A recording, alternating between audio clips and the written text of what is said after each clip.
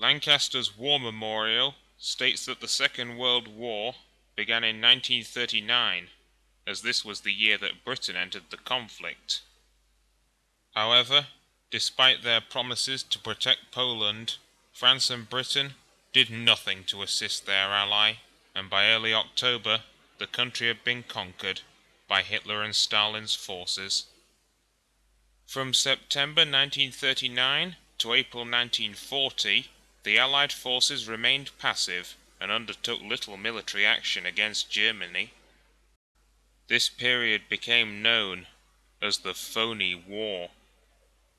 The Allied commanders believed that their armies were not yet strong enough to invade Germany, and decided that it would be better to build up their forces and wait for Hitler's inevitable attack.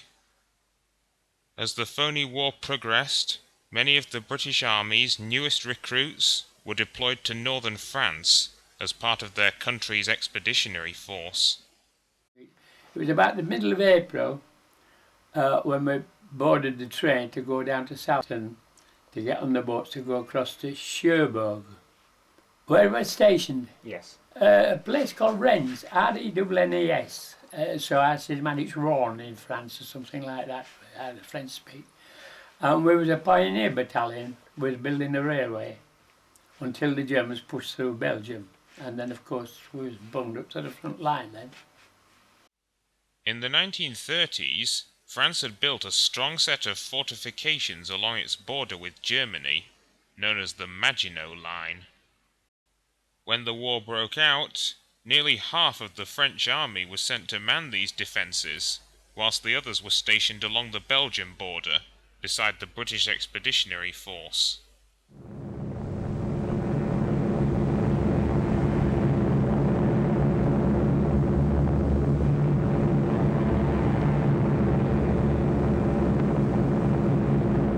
On the 10th of May, 1940, the German offensive began, with airborne troops being deployed ahead of the main forces to seize vital targets and accelerate their advance.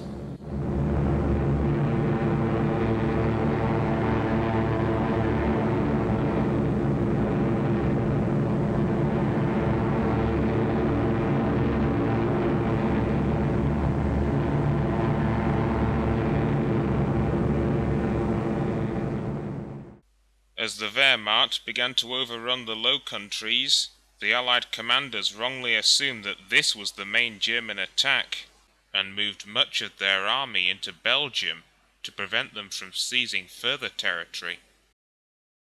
But as the British and French attempted to assist the Belgians, Germany launched a major offensive through the Ardennes. The Ardennes was a heavily forested area of rugged terrain between the Maginot Line and the Allied forces in Belgium. This section of the front was only weakly defended, as the French commanders regarded it as impassable for enemy armoured divisions.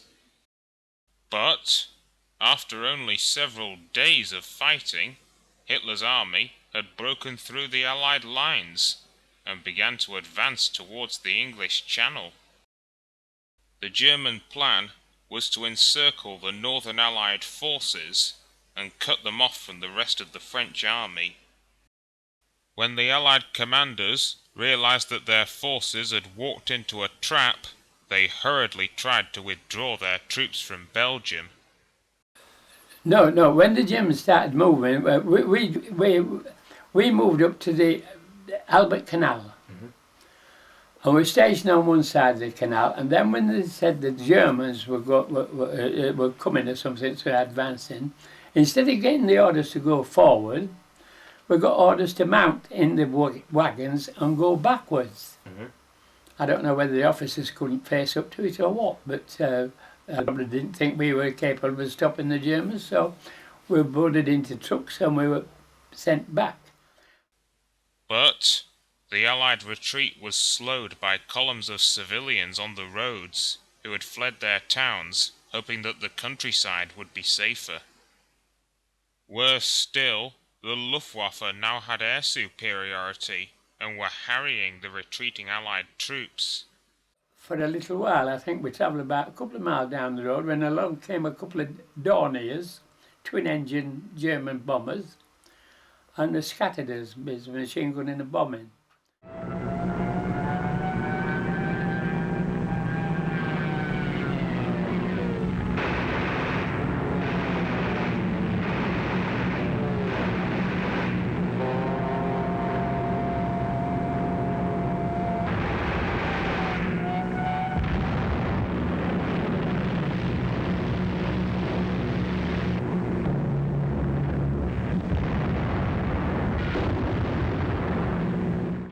And that's where I lost all the rest of the pals, and one thing or another. I went one road, so we scattered. And when I say scattered, that's it. You got away from, and then quite possibly I don't know what happened, but quite possibly the rest of them got together and made their way to Dunkirk. It doesn't seem as though these aerial attacks inflicted heavy losses on the retreating Allied forces. But what about the civilians?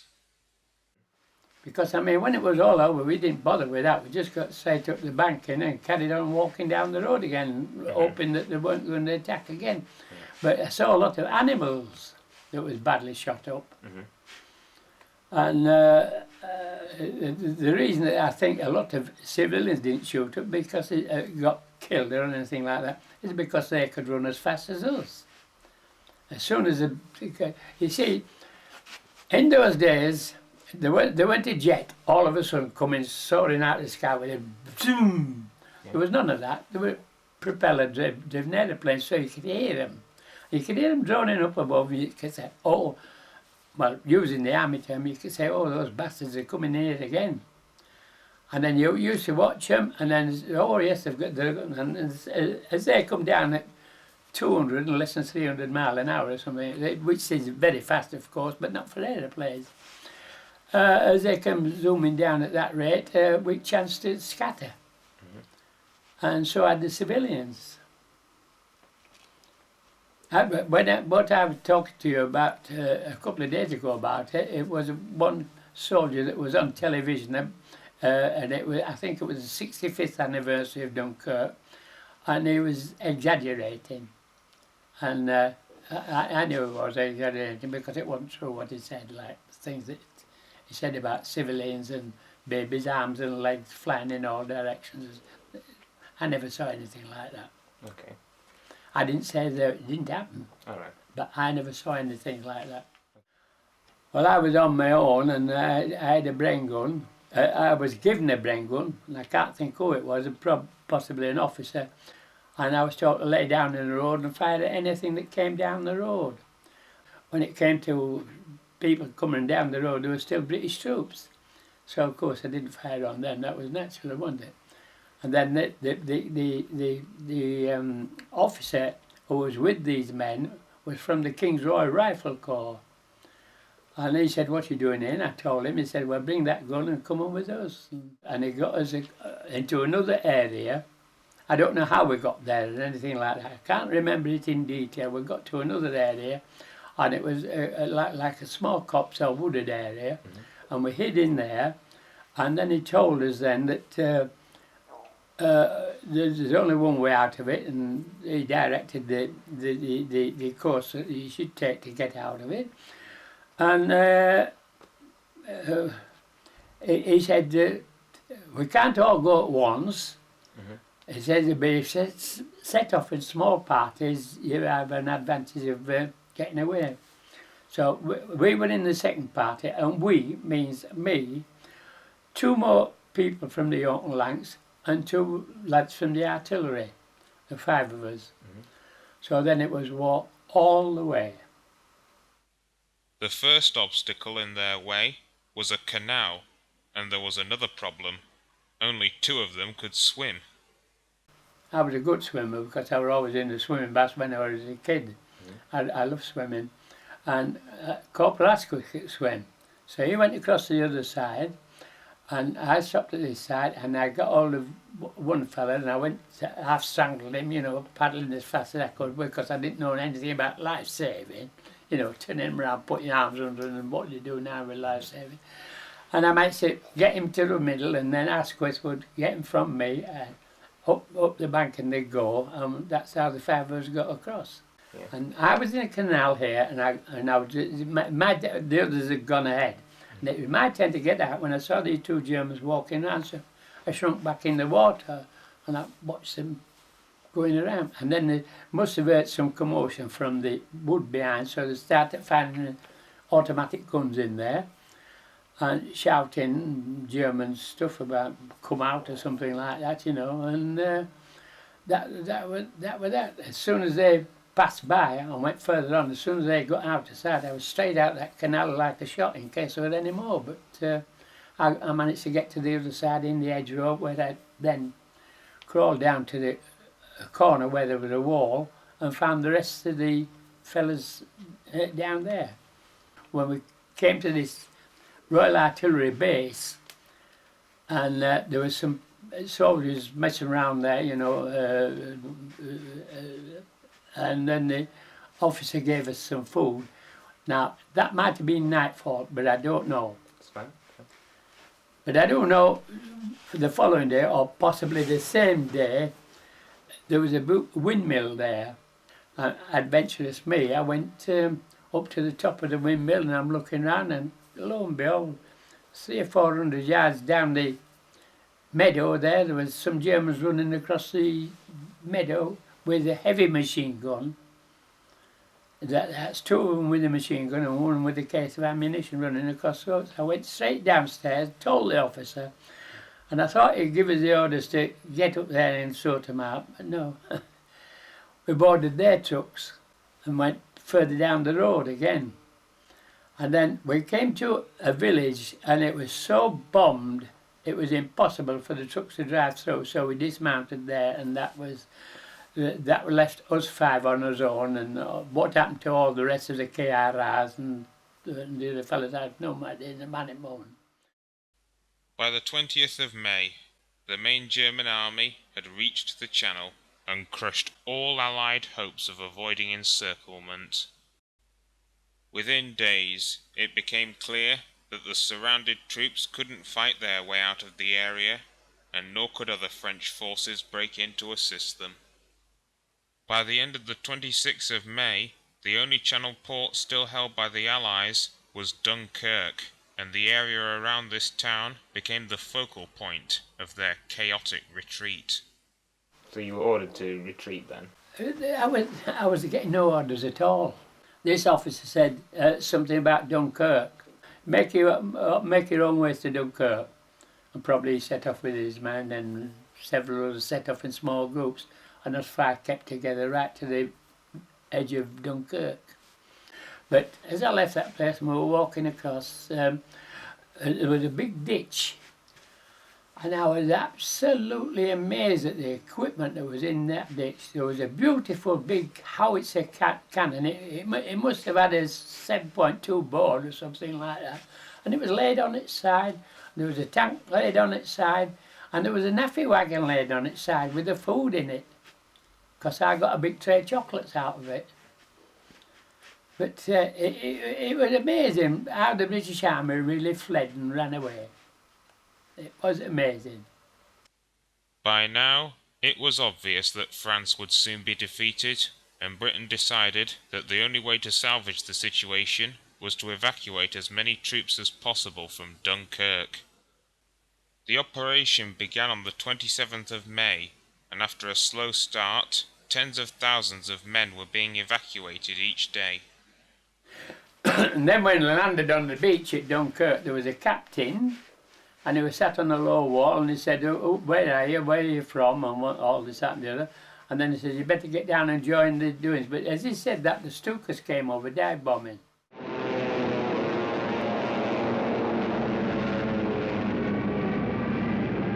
I made the jump for a hole, a crater that had already been there.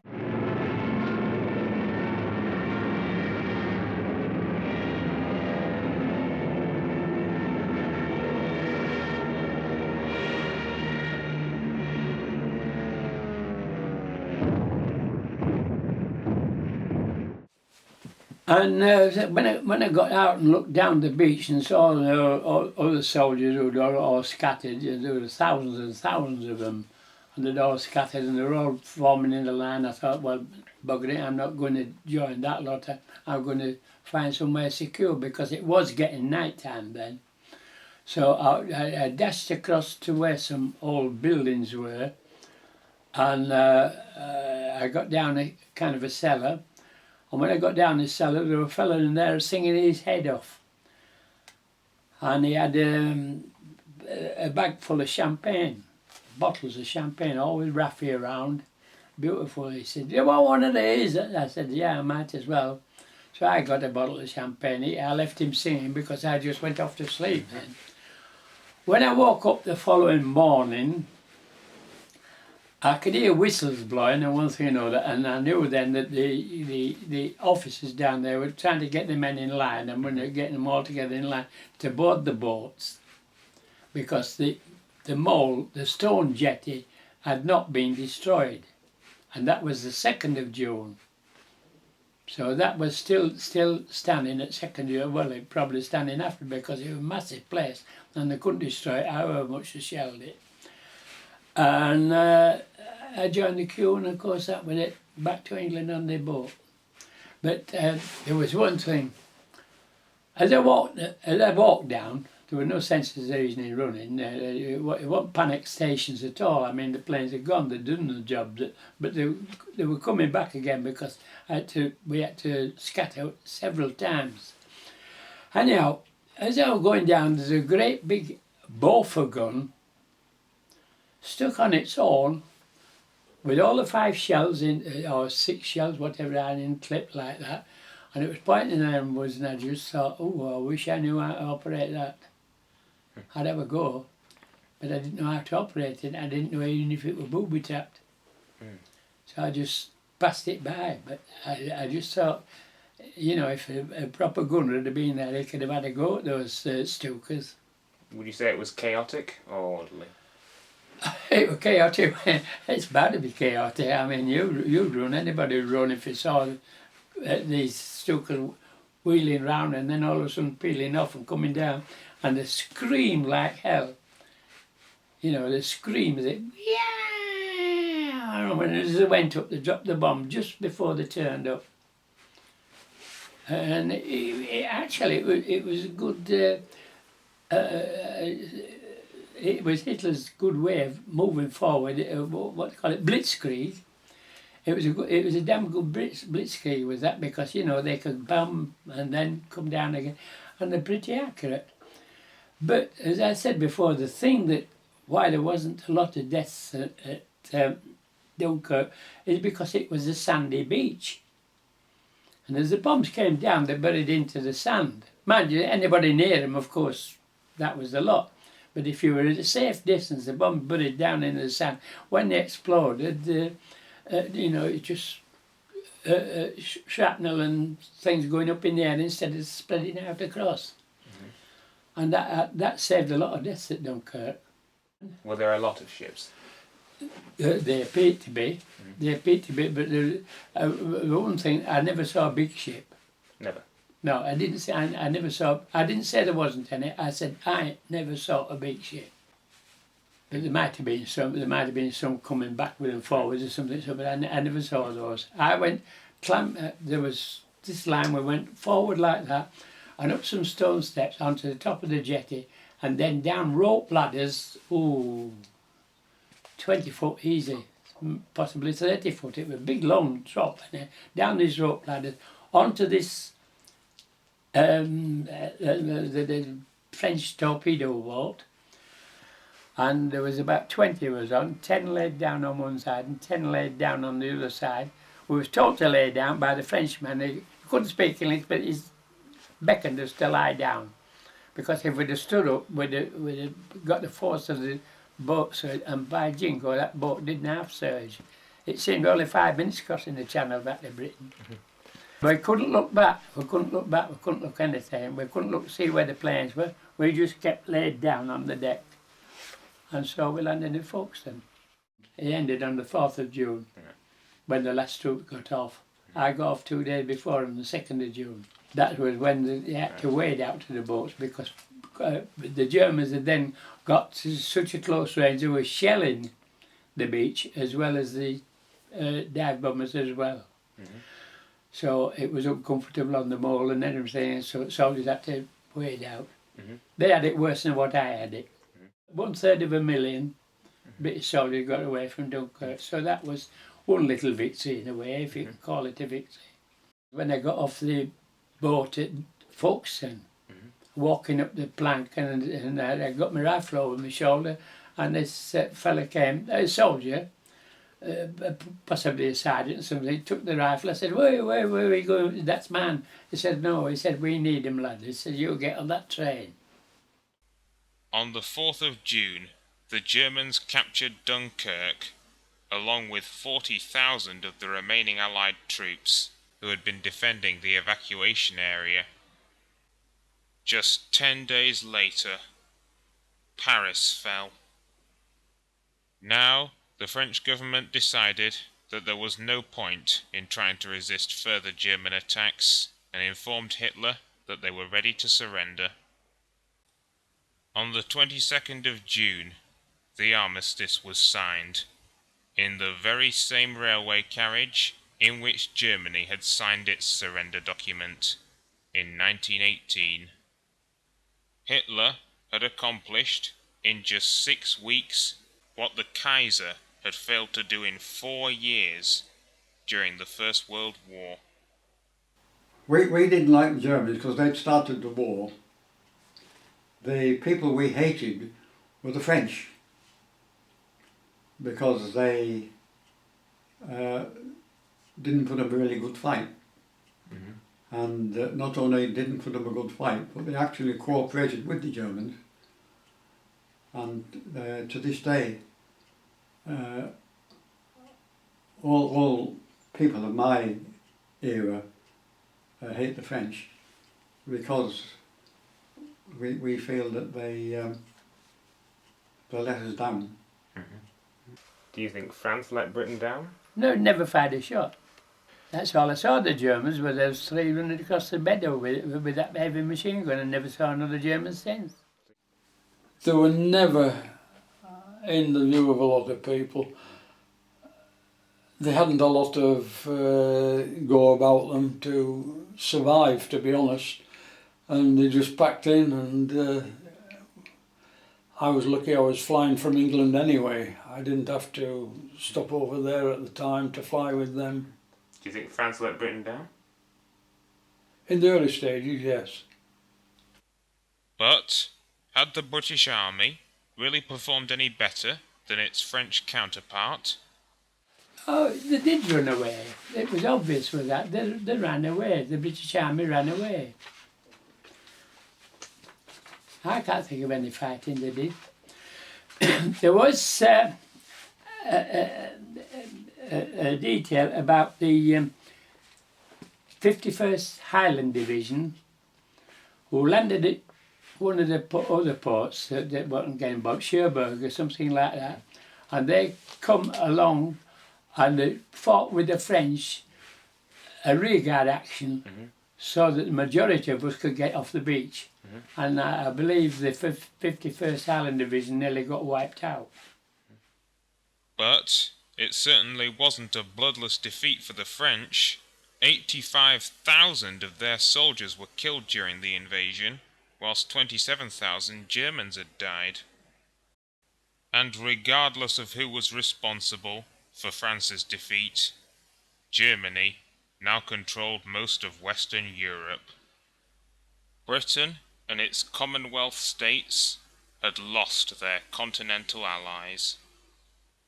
And, with Hitler's armies occupying the French coast, the British Isles would now be in the front line of any future German attacks.